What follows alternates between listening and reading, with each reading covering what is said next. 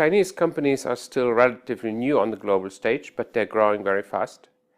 And they're also becoming much more diverse in terms of what they do, what they're after, and why they're operating and where they're operating. And I guess we have the opportunity today to talk a little bit about the motives and how they may be a little bit different from companies from elsewhere.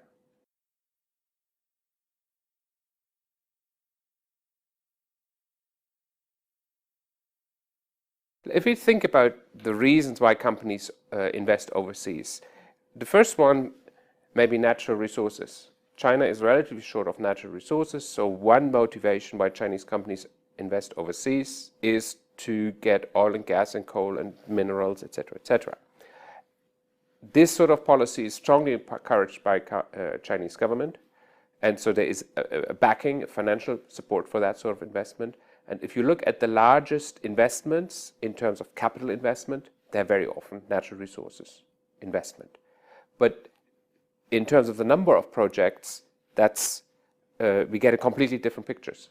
Because if you look at all the small investors and individual entrepreneurs and so on, like for any other country, most investors are market seeking, right? So as a second motive, foreign investors go for markets, and that holds true for Chinese companies just as well. There are lots of different companies going for local markets elsewhere. The third motive to talk about is acquisition of what I call strategic assets, technology and brands. And these assets are important for Chinese companies not only to build a bridgehead into foreign markets, but because those assets help them to develop their business globally, but also in China. Because for Chinese companies, the most important market is still China. It's the largest market, it's the fastest growing market. And their most important competitor they're concerned about maybe the competitor down the road. And so acquiring technology, acquiring brands overseas may help them in China. Finally, the fourth motive of foreign investment is to lower your cost, get access to cheaper labor and so on. Traditionally very important motive for companies from Europe, from North America. For Chinese companies at this point in time, it's not important. But looking forward, it will become important. One interesting consideration about Chinese companies is that many Chinese companies are partially state-owned. That means the government or some entity of government has an equity stake in the company, which means the company is not just reporting to private shareholder or a family owner, but to a political actor.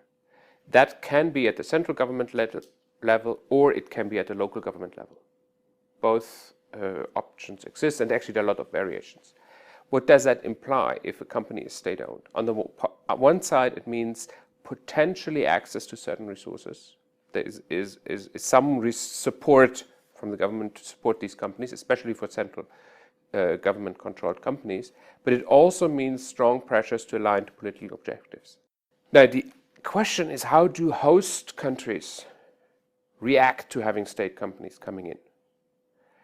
In some countries, we are familiar with state-owned enterprises. Like in Europe, some countries have state-owned enterprises, although usually limited to certain sectors, utilities, something like that.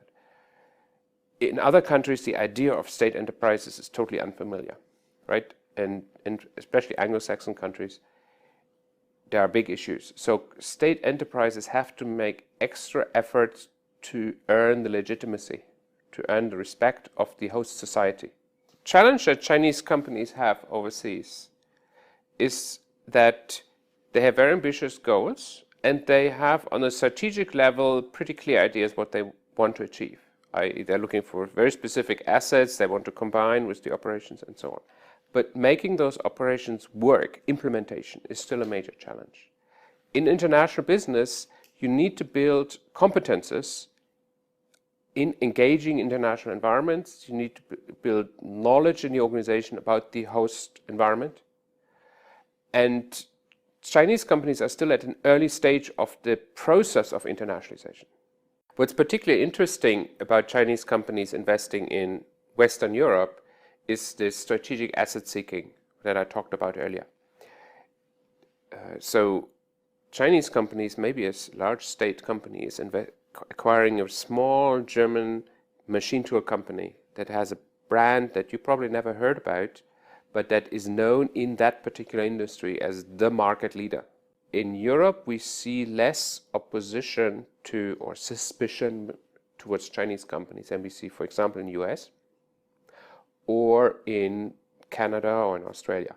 That has to do with the sectors of investment, among other. There are political reasons too, but in part it has to do with the sectors. Because if a Chinese company is establishing a manufacturing operation or even taking over medium-sized manufacturing companies, that's not so politically sensitive as if the Chinese company is setting up a telecom operation or if they acquire major mines, natural resources. Where will Chinese companies build 5 to 10 years' time?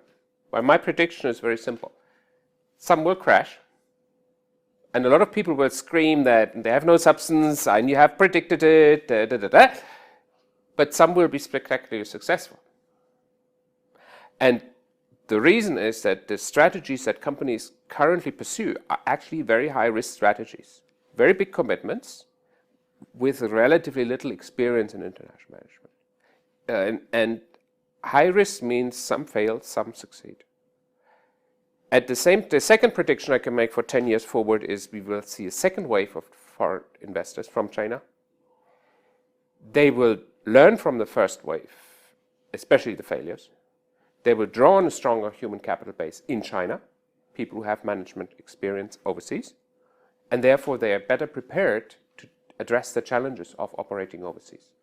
So in 10 years' time, some of the names we see today will have disappeared, but we will have other names, and we will have Chinese companies play an important role in the global economy. That's my forecast.